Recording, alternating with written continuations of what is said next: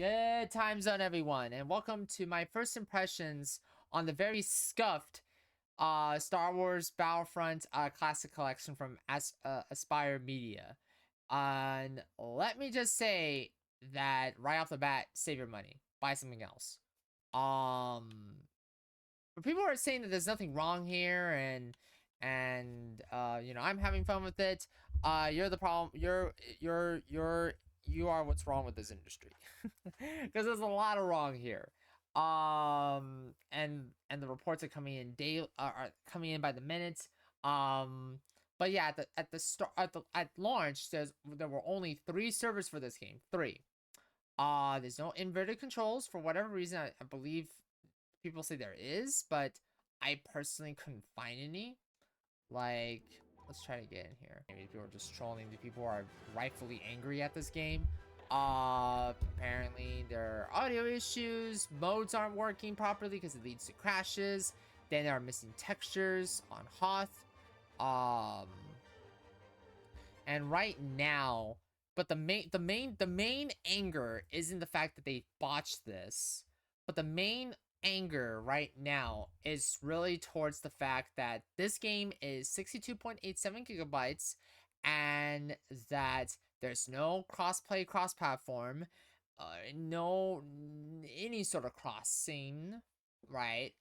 And that this game is $35.01. Why is it $35 and not 1 cent specifically? I have no fucking idea. If you own the originals, it should have been a free gift from Aspyr Media, but instead they decided to have you fork over $35 of your hard-earned money when you can spend it on something else like Helldivers 2 or any other fucking multiplayer game that is actually stable. And now, yeah, you can say, well, it's on launch, it will get time over better. It's not the overtime parts that people are missing. It's not about the overtime. It's about on day one. Day one really matters because it sets the tone and precedent for how your game's gonna go. This was the same with Suicide Squad Kill the Justice League. Look how that turned out. This is for Skull and Bones. Look how it turned out. And then you might be saying, but you're using 2 games that we already knew it was going to be trash. So why are you using those 2 examples? Again, it's the day one mentality. You should not have this Cyberpunk 2077 mentality. You shouldn't have this No Man's Sky mentality of it gets better over time. No Man's Sky, in my opinion, deserved that redemption arc. It deserved that redemption arc. Not so much Cyberpunk 2077. It didn't deserve that redemption arc whatsoever. It's like that kid in school who's like, "Oh, I did something. Let me get my free medal." Yeah, you don't get a free medal.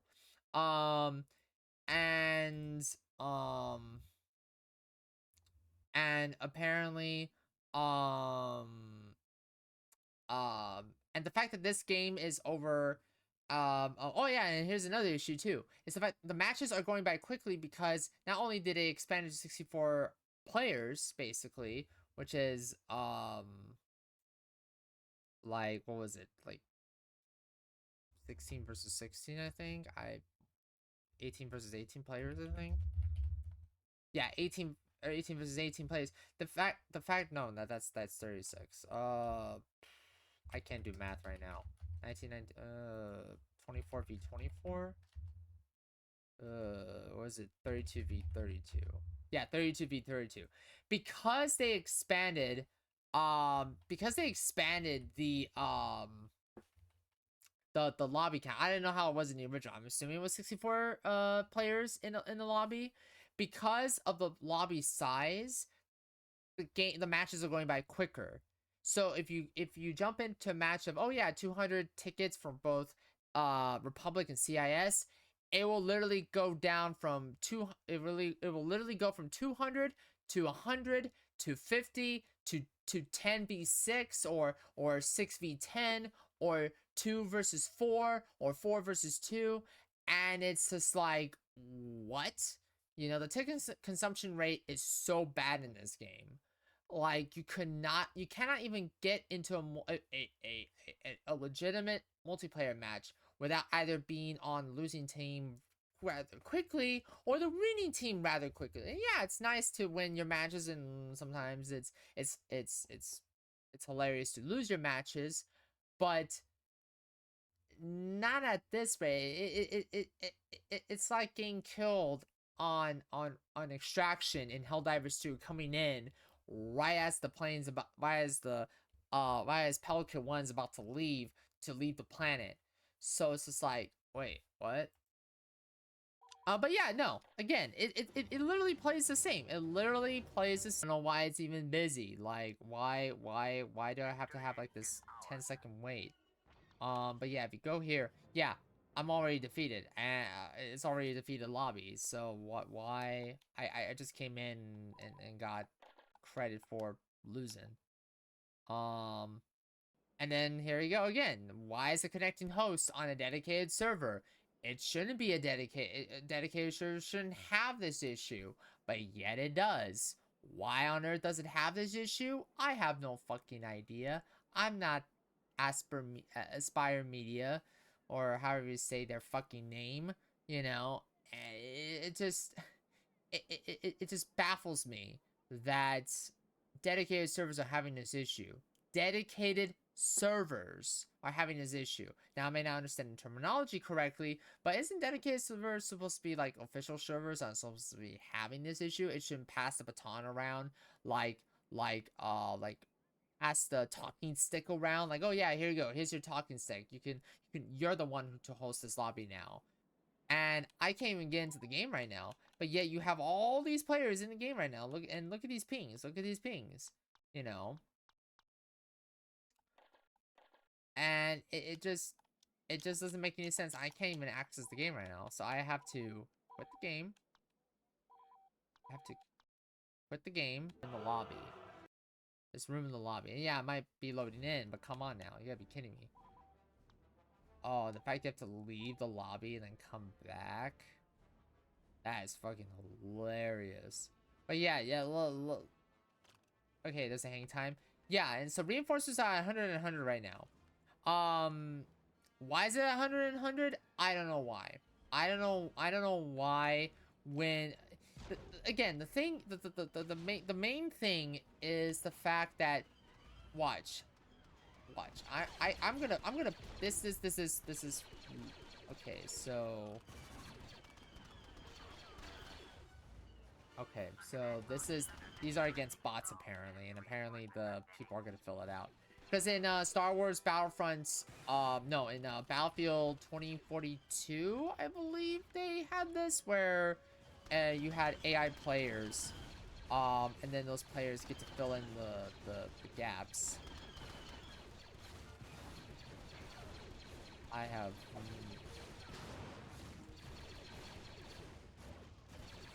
Why is that? Oh wow, that is really bad.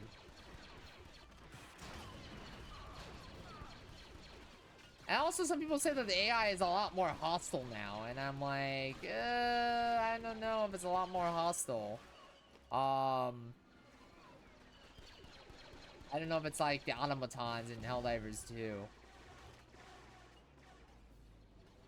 Okay, so...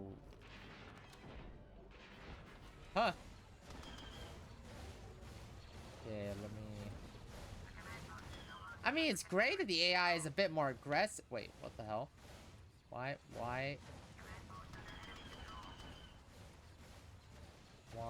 is it... Okay, so... But yeah, no. And you see how I went from 72 to 34? And I'm not even... Like, this is like, what? Like... 3-5 minutes in, and the match is already halfway over. The reinforcement take needs to be a lot higher for multiplayer, in my opinion. It needs to be a lot higher for multiplayer, in my opinion, because right now, yeah, I don't want to play a multiplayer game that has something quick like this, because it's like, oh yeah, I'm doing something.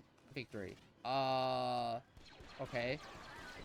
I'm doing something. Oh, I lost. Oh, I get to play Han Solo. Oh, I get to play Obi-Wan. Oh, you know, it's just so weird that they chose 100 specifically, and yet, like, right now, like, this isn't. I think Battlefield 5 had this approach where you can actually do this. Oh my god, seriously. Somebody hijacked the tank. That's actually very funny. Bandit father. Nah. I died more times. But yeah, no, like that's absurd. Like, look at this. Like, unless you're a really good shot, you're not gonna get up to the up to this point here.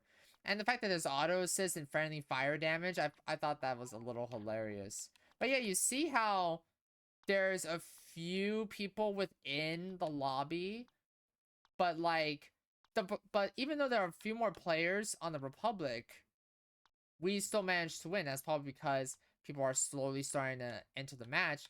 But like 1, 2, 3, 4, 5, 6, 7, 8.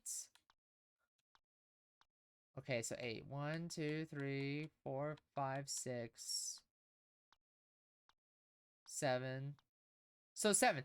Oh, so you're telling me because of the fact that, oh, I can't even get out of this. What the hell? Oh wow, this is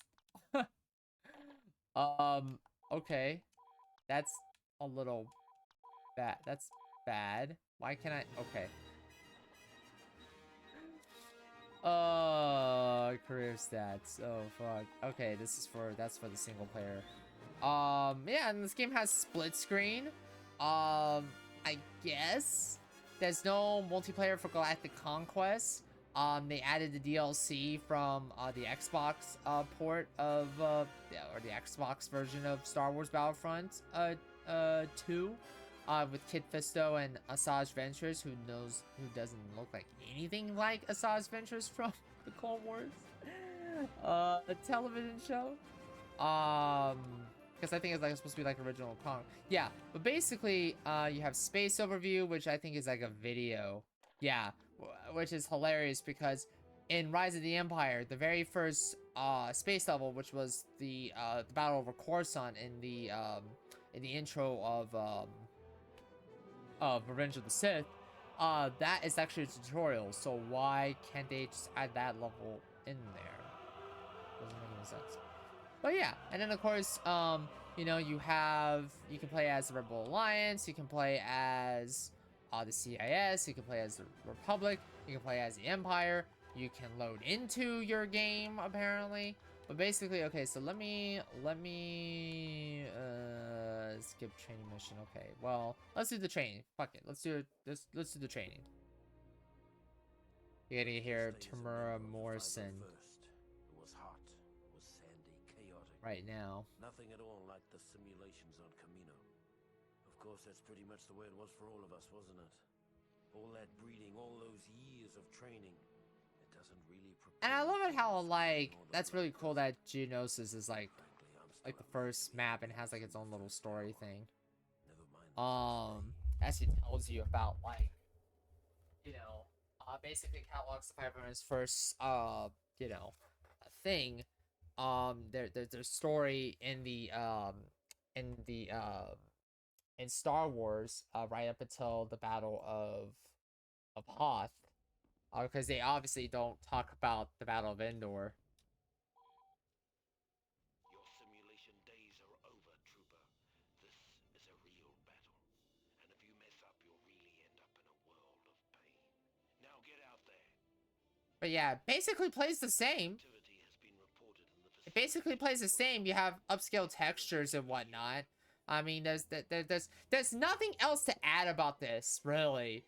It's the same game from 2004, 2005, but it's hilarious that those games are lower in gigabyte space versus this one, which is like 62.87 gigabytes for a $35 price tag with no crossplay, no cross-platform. The servers are scuffed at launch. You know, yeah, you could say you play it for the story, Galactic Conquest, but here's the thing. No one really, like, after a while, it must get old for some of you, right? Like, it must get tiresome playing the same 4 factions over again in Galactic Conquest, and the same story mode in Battlefront 2. And there is a story mode for Battlefront 1, but there really isn't. It really isn't. You know. But you do the objectives, and over the course of this training, you get to play as Base Windu. So let's go to Galactic Conquest just to show. All fleets awaiting orders, sir. But yeah, you see here. Yeah. Oh my God! Look how bright that planet is. How the fuck? Select a bonus to purchase. Oh my God! Yeah, the bonuses. You can use the bonuses to enhance the battle.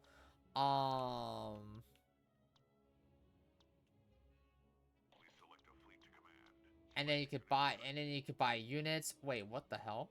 Why are they moving like that? Please select a bonus to purchase. Um, Unit to train. All fleets await Ichabod. and then of course you have like the CIS fleet and whatnot.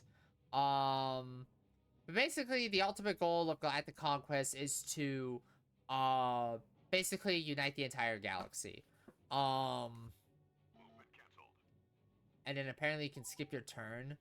All fleets awaiting Which orders. is very interesting. The plans give you credits to help you buy the bonuses. You can only have 3 at a time, and then of course you have the units unlocked and whatnot. From the heavy trooper to the, you have your heavies, you have your sniper, you have your engineers. Sort of again like what you see in the Battlefield games. Which all makes like the EA Battlefront games even more sour. Like, oh my God, can you just imagine if they would have put a lot of heart and commitment towards their Battlefront games? It would have been such a great time to be a Battlefront. I can imagine Battlefront 2 today still being flooded with people playing the game because of, the Clone Wars stuff, and playing as the Bad Batch and Andor and Ahsoka Tano and the characters from Rebels. But no, they dropped the ball so hard. But yeah, if you go to Battlefront 1's multiplayer, or Battlefront 1's Galactic Conquest, it's basically sort of like a checkers game, basically. I mean, yeah, the Battlefront 2 Galactic Conquest is sort of like the same way, but there's no space battles. There's no, I believe there are no unit upgrades in the original. So yeah, we go here. So let's go. Yeah, there's no campaign here. It's basically a tutorial. But yeah, you see here where you have the, oh, okay.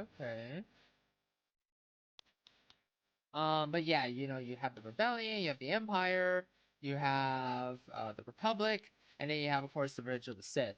If you play the attack, if you choose.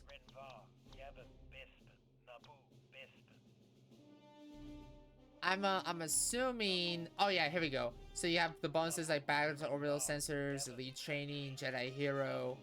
And then after a certain period of time, you can have like the ability to like blockade a planet, or in the case of being the Empire, you can destroy a planet. But yeah, that's how it plays basically. It basically plays the same, like in the first one. Again, the only reason why anyone should buy the classic collection, or rather they shouldn't, basically the reason why everybody wanted to buy this is for the nostalgia and for an active player base. But again, they dropped the ball on this. Right now, like, I don't even think there's a thing for, um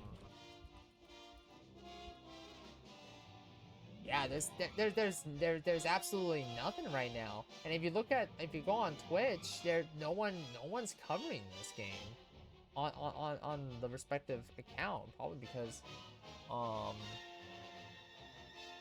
people don't want to can pay $35 for an old basically a PC port, or a PC report with high res textures and the additional maps from like Renvar was never in Battlefront 2, but now it is. Kit Fisto and Asajj Ventress, or rather, Renvar was in the first game, this one, but they weren't in the second game. It wasn't in the second game. Same thing, and Kit Fisto and Asajj Ventress were only available on the Xbox version of this game. But what else to say? It's a cash grab. The control there's no like inverted controls. Audio's all over the place. Apparently there is texture issues. There are server issues. That the reinforcement tickets are going down so fucking fast that you can, by the time you get into the game, it's already a victory or defeat for whatever side you play as. And the game is unnecessarily $35. The game is 62.87 gigabytes. There's no cross-platform, no cross-play. There is and it just basically plays the same. It basically plays the same. I don't know what to tell you. I do not know what to tell you, folks.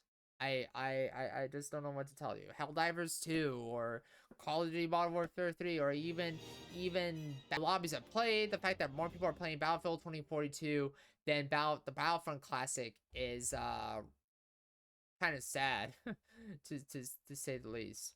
And you know, we shouldn't, you know, compare, right? Because but again, like, people bought this game for the multiplayer, and yeah, you can say people, oh well, there's more than the multiplayer, Minnow. Like, yeah, I know, I said it throughout the entire video. But after a while, it must be getting old for playing the same modes over again for the same 4 factions. And yeah, there's Steam achievements, but unless you're an achievement hunter, I recommend this game. If you're an achievement hunter, just get this. But even then, like, there are better achievement hunting games out there that's worth the price of $35. You know. So yeah, I'm really sad how this turned out. I really want to really cover it. Really want to get back into it. Really get into it. But that's the end. I guess it's the end of the video here. Leave a like, comment, and subscribe to the YouTube channel. We have the first impressions. Let's play let's play games, and then we have Twitch VODs, YouTube Shorts. The channel has a lot of things for you for nearly all your gaming needs. And I'll see you on the next video. Bye bye.